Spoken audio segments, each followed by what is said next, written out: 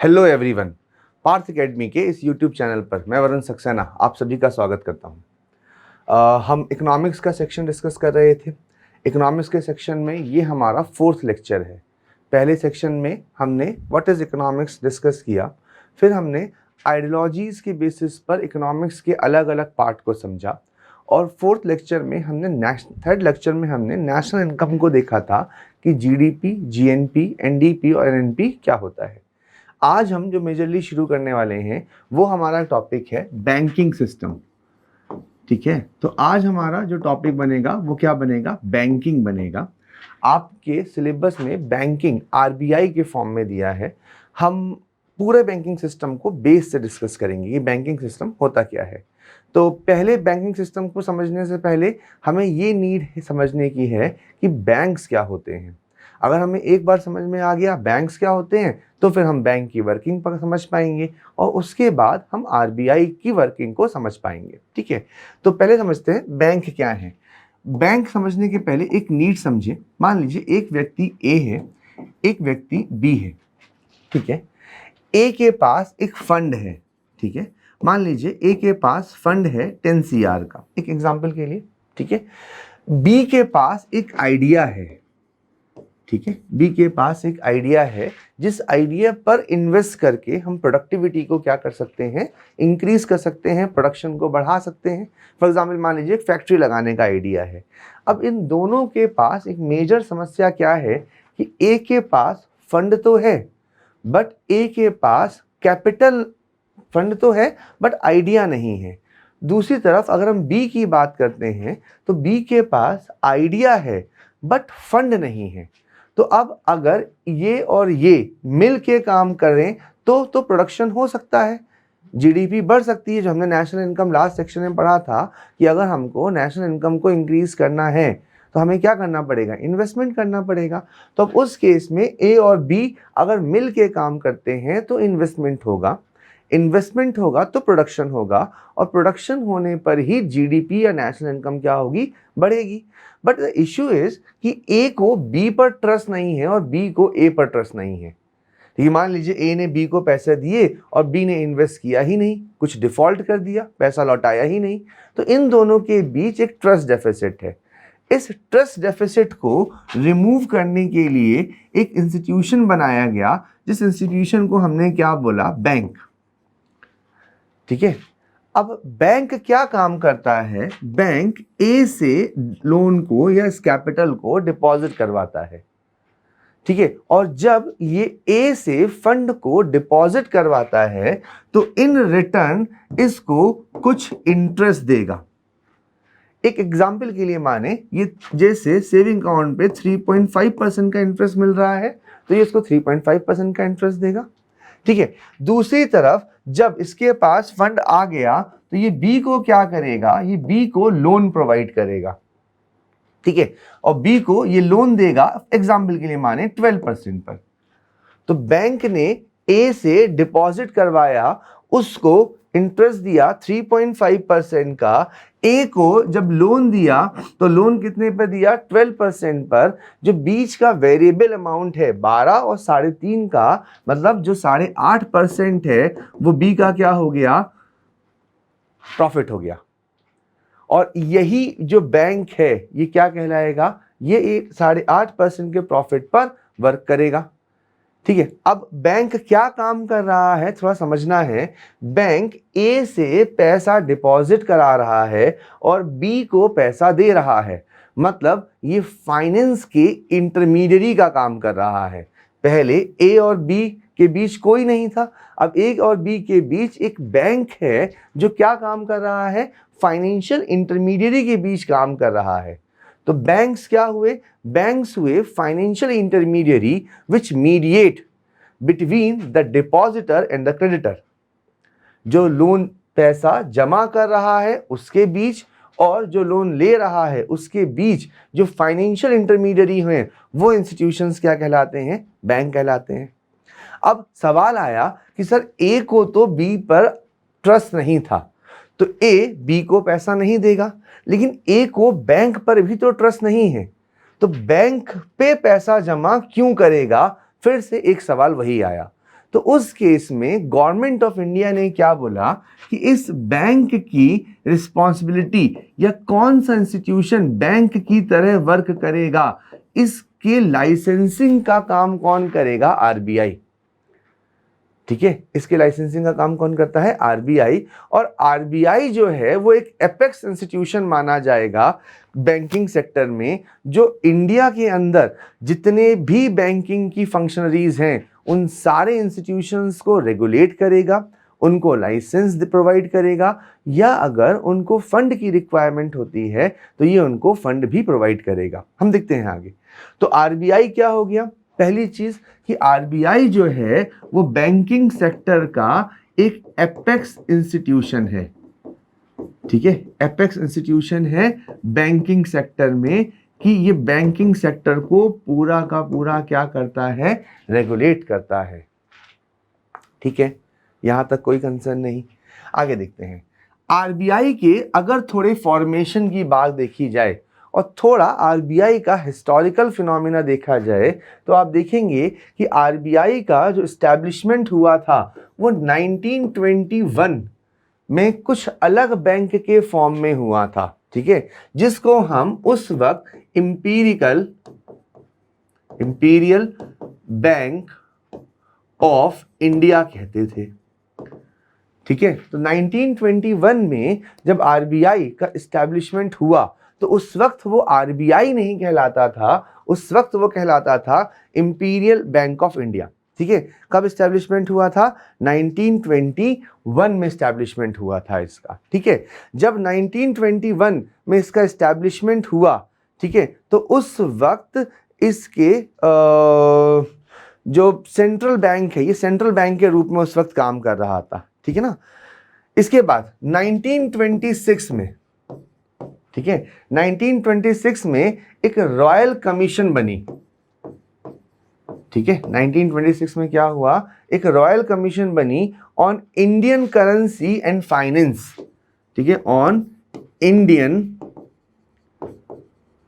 Currency and finance.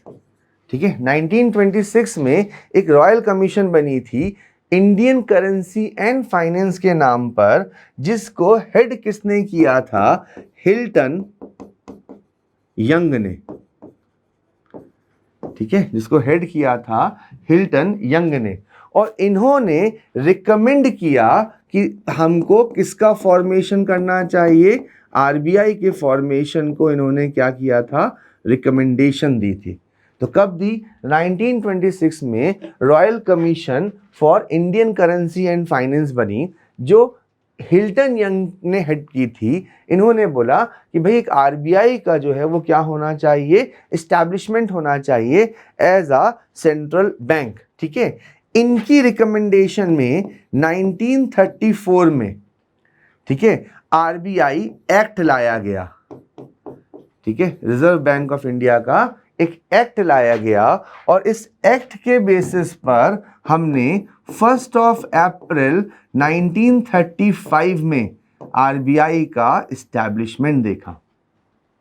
ठीक है, तो 1921 में क्या नाम था? इंपीरियल बैंक ऑफ इंडिया नाम था। ठीक है, 1926 में क्या बना? 1926 में royal commission on Indian currency and finance बना, जिन्होंने रिकमेंड किया कि भाई आरबीआई का एक फॉर्मेशन होना चाहिए एज अ सेंट्रल बैंक, जिस बेसिस पर 1934 में आरबीआई एक्ट लाया गया, और आरबीआई एक्ट के बेसिस पर 1 अप्रैल 1935 में आरबीआई का क्या हो गया? एस्टैब्लिशमेंट कर दिया गया। ठीक है, इनिशियली आरबीआई का जो हेडक्वार्टर था वो कलकत्ता था।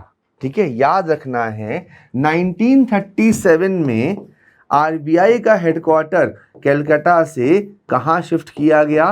बॉम्बे शिफ्ट किया गया हेडक्वार्टर। ठीक है, इसका हेडक्वार्टर कहाँ शिफ्ट किया गया? कलकत्ता से बॉम्बे शिफ्ट किया गया। कब किया गया? 1937 में किया गया। ठीक है, यहां तक कोई इश्यू नहीं।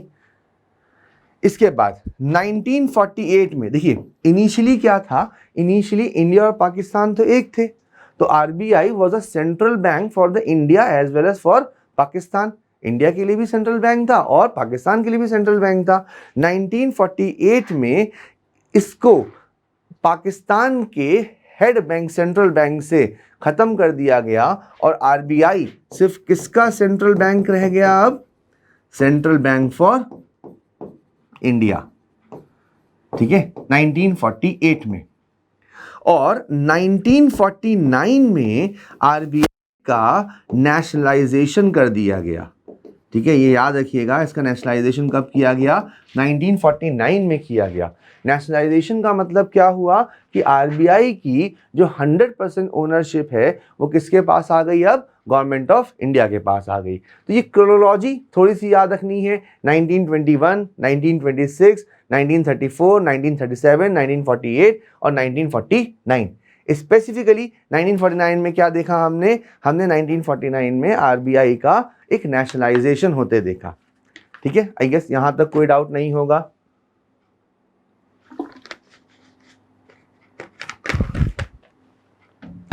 चलिए आगे देखते हैं। तो आरबीआई का नेशनलाइजेशन 1949 तक हो गया, ठीक है।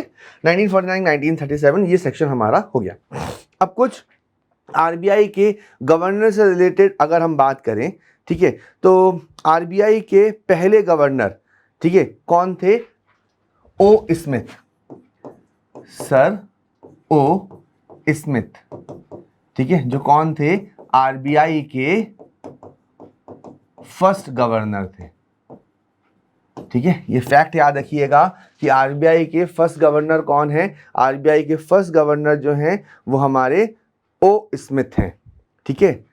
इसके बाद अगर हम पहले इंडियन गवर्नर की बात करते हैं, ठीक है, तो पहले इंडियन गवर्नर हमारे सीडी देशमुख थे, ठीक है। ये फर्स्ट इंडियन गवर्नर थे आरबीआई के, ठीक है। ये इंडियन गवर्नर थे किसके?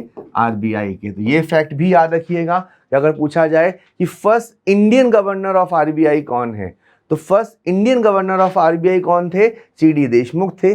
अगर पूछा जाए फर्स्ट गवर्नर कौन थे, तो ओ स्मिथ थे, ठीक है। तो फर्स्ट गवर्नर हो गया हमारा, फर्स्ट इंडियन गवर्नर हो गया, ठीक है ना।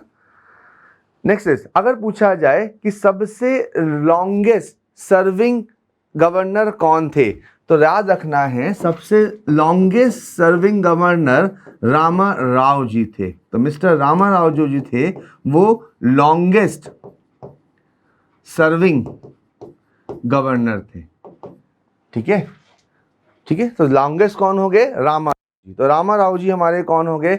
लॉन्गेस्ट सर्विंग गवर्नर हो गए। और अगर पूछा जाए कि सबसे शॉर्ट टर्म के लिए कौन थे, तो अमिताभ घोष थे। अमिताभ घोष जो थे वो हमारे कौन थे? शॉर्टेस्ट टाइम पीरियड के लिए थे, ठीक है। शॉर्टेस्ट हमारे कौन हो गए? रामा राव जी। लॉन्गेस्ट कौन हो गए? रामा राव जी हो गए। और शॉर्टेस्ट कौन हो गए? अमिताभ घोष हो गए, ठीक है। तो आरबीआई के बारे में कुछ बेसिक सी चीजें हमारी ये रही। अब हमने आरबीआई तो समझ लिया कि हमारा आरबीआई एक एपेक्स बैंक है, एक सेंट्रल बैंक है। आरबीआई बैंकिंग सिस्टम को रेगुलेट करता है। आरबीआई का फॉर्मेशन कुछ ऐसे हुआ और आरबीआई के गवर्नर कुछ ऐसे हुए। अब बात करते हैं कि आरबीआई जो है इसका कंपोजिशन कैसा है, मतलब कौन कौन लोग हैं जो आरबीआई में हैं, आरबीआई को फॉर्म करते हैं, ठीक है। तो याद रखना है कि आरबीआई में पहला एक गवर्नर होंगे, ठीक है। पहला क्या होंगे? एक गवर्नर होंगे हमारे। दूसरा, एक गवर्नर के बाद हमारे पास एक गवर्नर तो हमारे हेड हो गए आरबीआई के, ठीक है। उसके बाद हमारे पास 2 डेप्यूटी गवर्नर्स होंगे। तो आरबीआई में एक गवर्नर होंगे, एक 4 डेप्यूटी गवर्नर्स होंगे, फिर इसके बाद 10 एक्सपर्ट्स होंगे, ठीक है। कंपोजिशन में क्या बनेगा? 10 एक्सपर्ट्स बनेंगे। इसके बाद 2 ऑफिशियल्स होंगे, ठीक है, 2 ऑफिशियल्स होंगे फ्रॉम गवर्नमेंट ऑफ इंडिया, ठीक है। 2 ऑफिशियल्स कहां से देखने को मिलेंगे हमें? गवर्नमेंट ऑफ इंडिया से मिलेंगे। और 4 डायरेक्टर्स होंगे कहां के? रीजनल ऑफिसेस के। रीजनल ऑफिसेस जो हैं हमारे, उन रीजनल ऑफिसेस से क्या होंगे? 4 डायरेक्टर होंगे। तो अगर क्वेश्चन पूछा जाता है कि कंपोजिशन ऑफ आरबीआई क्या है या स्ट्रक्चर ऑफ आरबीआई क्या है, इसको कंपोजिशन भी कह सकते हैं या इसको स्ट्रक्चर भी कह सकते हैं। तो स्ट्रक्चर ऑफ आरबीआई में एक गवर्नर आएंगे, 4 डिप्टी गवर्नर्स आएंगे, 10 एक्सपर्ट्स होंगे, 2 ऑफिशियल्स होंगे गवर्नमेंट ऑफ इंडिया के और 4 डायरेक्टर्स होंगे रीजनल ऑफिसेस से। ठीक है, अब हमारे लिए नेक्स्ट इंपॉर्टेंट चीज क्या बनती है कि फंक्शन ऑफ आरबीआई क्या है। भाई हमने ये तो देख लिया कि जो आरबीआई होता है वो सेंट्रल बैंक है, तो अब फंक्शन ऑफ आरबीआई देखते हैं कि भाई फंक्शन ऑफ आरबीआई क्या है। मेंस में डायरेक्ट क्वेश्चन फ्रेम हो सकता है कि फंक्शन ऑफ आरबीआई को एक्सप्लेन करिए। ठीक है, तो फर्स्ट फंक्शन जो आरबीआई का है, जो मोस्ट इंपॉर्टेंट कैटेगरी का फंक्शन बोला जाएगा, that is the issue of currency. ठीक है, issue of currency. Issue of currency का मतलब क्या हुआ कि कंट्री के अंदर जितनी भी करेंसी इशू हो रही है या जो भी करेंसी नोट जारी किए जा रहे हैं, वो नोट जारी कौन करेगा? वो नोट जारी करेगा आरबीआई। ठीक है, एक चीज यहां ध्यान रखने वाली है कि भारत की सारी करेंसी जो है वो आरबीआई इशू करता है, सिवाय कॉइन के और 1 रुपए के नोट के। ठीक है, 1 रुपए का नोट हो या सिक्के हो, इन 1 रुपए के नोट या सिक्कों को आरबीआई जारी नहीं करता। इन 1 रुपए के नोट और सिक्कों को जारी करती है गवर्नमेंट ऑफ इंडिया। ठीक है, कौन जारी करेगा? गवर्नमेंट ऑफ इंडिया जारी करेगी। अब नेशनलाइजेशन हुआ 1949 में, मतलब 1949 में 100% ओनरशिप किसके पास चली गई? आरबीआई के पास। आरबीआई को एक काम दिया गया कि भाई आपको करेंसी जो है उसकी प्रिंटिंग करनी है। तो आरबीआई ने करेंसी की प्रिंटिंग के लिए एक मेथड ऑप्ट किया। ठीक है, जिस मेथड को हम कहते हैं प्रोपोर्शनल रिजर्व सिस्टम। ठीक है, इसको क्या कहा जाएगा? प्रोपोर्शनल रिजर्व सिस्टम कहा जाएगा। अब प्रोपोर्शनल रिजर्व सिस्टम में क्या कंसेप्ट रखा गया कि आरबीआई अगर कोई भी करेंसी की प्रिंटिंग करती है तो करेंसी की प्रिंटिंग करने पर उसको एक अमाउंट उस करेंसी का अपने पास गोल्ड के फॉर्म में रिजर्व रखना कंपलसरी है। ठीक है, तो इस सिस्टम में क्या बोला गया कि it is compulsory for the RBI to maintain a reserve of 40% of currency printed by the RBI. मतलब अगर आरबीआई ने एक 100 रुपए का नोट प्रिंट किया है तो उसके लिए कंपलसरी होता है कि उसको 40 रुपीज का गोल्ड अपने फॉर्म पास रिजर्व रखने की रिक्वायरमेंट है। ये सिस्टम हमने ऑप्ट किया 1949 में। ठीक है, तो ये सिस्टम हमने कब ऑप्ट किया? ये सिस्टम हमने ऑप्ट किया 1949 में। ठीक है, क्योंकि इकोनॉमी ग्रो कर रही थी तो करेंसी हर साल प्रिंट हो रही थी। हर साल करेंसी प्रिंट होने के कारण आरबीआई पर ये प्रेशर हो रहा था कि भाई ये गोल्ड वो रिजर्व रखें।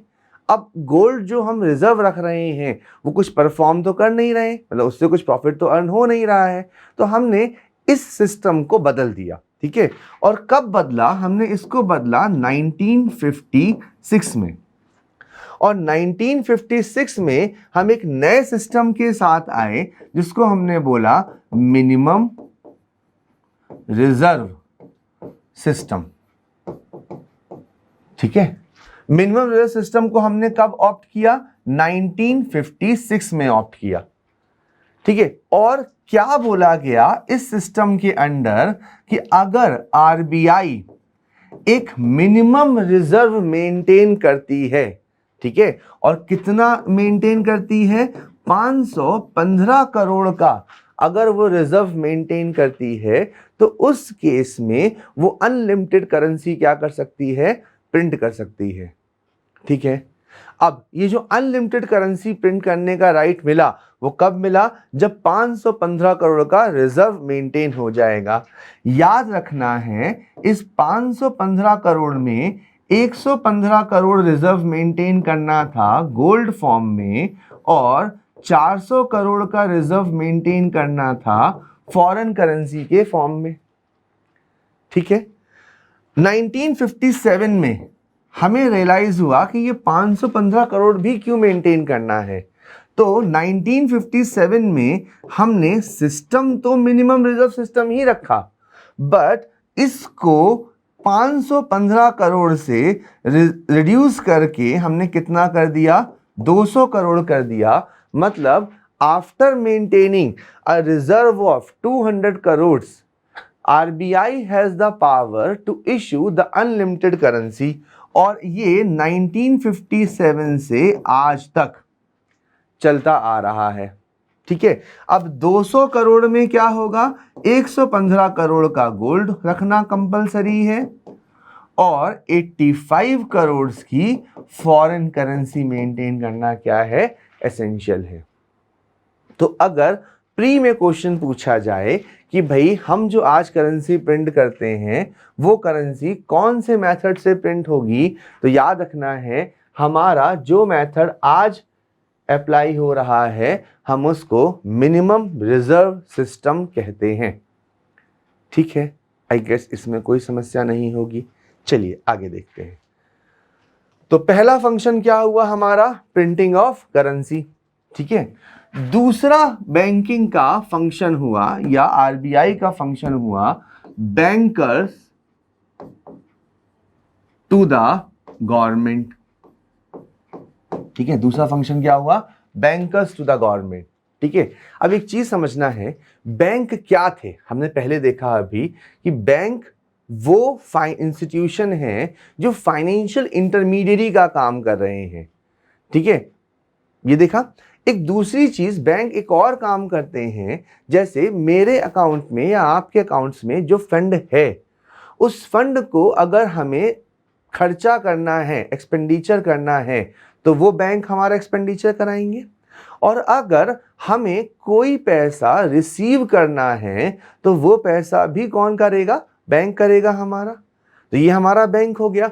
अगर हम बोलें कि बैंकर्स टू द गवर्नमेंट है, तो बैंकर्स टू द गवर्नमेंट का मतलब क्या हुआ कि अगर बैंक को या आरबीआई को कोई भी पैसा रिसीव करना हो तो उस केस में वो रिसीव किस केस में करेगा, आरबीआई करेगा। या अगर गवर्नमेंट को कोई एक्सपेंडिचर इनकर्ड करना है तो वो इनकर्ड किस पर करेगा, आरबीआई से करेगा। ठीक है, तो मतलब उस केस में बैंक या गवर्नमेंट के रिसिप्ट, ठीक है, गवर्नमेंट के रिसिप्ट और एक्सपेंडिचर को कौन मेंटेन करेगा, आरबीआई मेंटेन करेगा। इसीलिए आरबीआई जो है वो बैंकर्स टू द गवर्नमेंट हुआ। ठीक है, एक काम। तीसरा फंक्शन हुआ इसका कि ये गवर्नमेंट को फाइनेंशियल एडवाइस देता है। ठीक है, ये क्या देगा, फाइनेंशियल एडवाइस देता है और इसीलिए ये एडवाइजर टू द गवर्नमेंट है। तो अगर इकोनॉमी रिलेटेड कोई भी एडवाइस चाहिए हो तो इकोनॉमी रिलेटेड एडवाइस कौन प्रोवाइड करेगा, आरबीआई प्रोवाइड करेगा। क्योंकि फाइनेंशियल रिलेटेड एडवाइस जो है वो आरबीआई प्रोवाइड करता है, तो उस केस में ये एडवाइजर टू द गवर्नमेंट हो गया। तो financial adviser to the government of India, इसका तीसरा फंक्शन हुआ। चौथा फंक्शन इसका हुआ बैंकर्स, बैंक। अगेन फिर से बैंक हमारे लिए क्या काम कर रहे थे कि पब्लिक से लोन एक्सेप्ट कर रहे थे और पब्लिक को लोन दे रहे थे। हमने देखा था भाई बैंक का काम क्या था, बैंक का काम था पब्लिक से लोन लेना और पब्लिक को लोन देना। ठीक है, सेम ऐसे ही अगर हम आरबीआई की बात करते हैं तो आरबीआई क्या करता है, आरबीआई बैंक्स को लोन देता है। जब भी बैंक्स को रिक्वायरमेंट होती है तो बैंक्स को लोन कौन प्रोवाइड करता है, बैंक्स को लोन प्रोवाइड करता है आरबीआई। और अगर बैंक्स अपना पैसा डिपॉजिट करना चाहें, ठीक है, तो बैंक्स का पैसा डिपॉजिट भी कौन कराता है, आरबीआई, इसीलिए जैसे बैंक हमारे लिए इंस्टीट्यूशन है जो हमारे लिए इंटरमीडियरी का काम कर रहे हैं, आरबीआई बैंक के लिए सेम वैसा ही काम कर रहा है, इसीलिए ये क्या हो गया, बैंकर्स बैंक हो गया। ठीक है, चलिए आगे मेंटेन रखते हैं। फॉरेन करेंसी, ठीक है, जो फॉरेन करेंसी को मेंटेन करने की रिस्पॉन्सिबिलिटी है, वो फॉरेन करेंसी को मेंटेन करने की रिस्पॉन्सिबिलिटी किसकी है, आरबीआई की है। ठीक है, तो आरबीआई क्या काम करता है, आरबीआई फॉरेन करेंसी को मेंटेन रखता है और इसके रिजर्व को मेंटेन करके इंपोर्ट और एक्सपोर्ट को रेगुलेट करने का काम कौन करेगा, आरबीआई करेगा।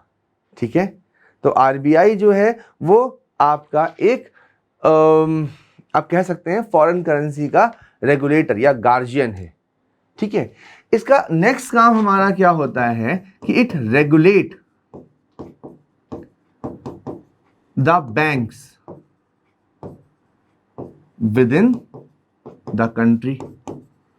कंट्री के अंदर जितनी भी बैंक्स कर वर्क कर रही हैं उनको रेगुलेट करने का काम कौन करेगा, उनको रेगुलेट करने का काम करेगा आरबीआई। ठीक है, उनको लाइसेंस देना, उनकी फंक्शनिंग को मेंटेन करना। अभी हम आगे बात करेंगे कि प्रायोरिटी सेक्टर लेंडिंग होता है कि बैंक्स के फाइनेंस को हमें रूरल एरियाज में रेगुलेट करना हो तो ये काम भी कौन करेगा, आरबीआई करेगा। तो it's a regulator of bank. ये रेगुलेटर किसका है, बैंक का रेगुलेटर है। ठीक है, इसमें कोई समस्या नहीं। ठीक है, इसके बाद इंडिया में जो मॉनेटरी पॉलिसी बनती है, ठीक है, इस मॉनेटरी पॉलिसी को बनाने का काम भी कौन करेगा, आरबीआई के अंडर में ही होगा। दो इसके लिए हम एक मॉनेटरी पॉलिसी कमेटी बनाते हैं। ठीक है, एक मॉनेटरी पॉलिसी कमेटी बनाते हैं, बट उसको मेंटेन कौन कराता है, आरबीआई मेंटेन करता है। तो आरबीआई के कुछ फंक्शंस जो हो गए वो हमारे कुछ फंक्शंस क्या हो गए, ऐसे हो गए। ठीक है, अच्छा, रेगुलेटर में लाइसेंस वगैरह भी आता है, वो हम देख लेंगे। तो अब हमारे लिए एक मेजर कंसर्न है कि मॉनेटरी पॉलिसीज क्या होती हैं और मॉनेटरी पॉलिसी के इंस्ट्रूमेंट्स क्या हैं। ठीक है, ये एक हमारा इंपॉर्टेंट सेक्शन है जो हमें अभी डिस्कस करना है आरबीआई के अंडर में ही। तो आरबीआई की अगर फंक्शनिंग देखते हैं तो आरबीआई की फंक्शनिंग और बेसिक चीज़ें जो हैं वो हमारी कुछ ऐसी हैं। इसमें कोई समस्या हो, कोई डाउट हो तो आप कमेंट सेक्शन में मुझे कमेंट करके बताइएगा कि सर ये चीज़ समझ में नहीं आई है, तो हम उसको दोबारा डिस्कस कर लेंगे। मॉनेटरी पॉलिसी हम इसी के एक नेक्स्ट लेक्चर में डिस्कस करते हैं। आज हम आरबीआई का सेक्शन यहीं डिस्कस करते हैं। कुछ डाउट्स या कुछ इम्प्रूवमेंट की रिक्वायरमेंट आपको लगे तो आप कमेंट सेक्शन में बताइए कि सर ये चीज़ हमें समझ में नहीं आई, हम उसको वहाँ डिस्कस करेंगे। For a time being, thank you.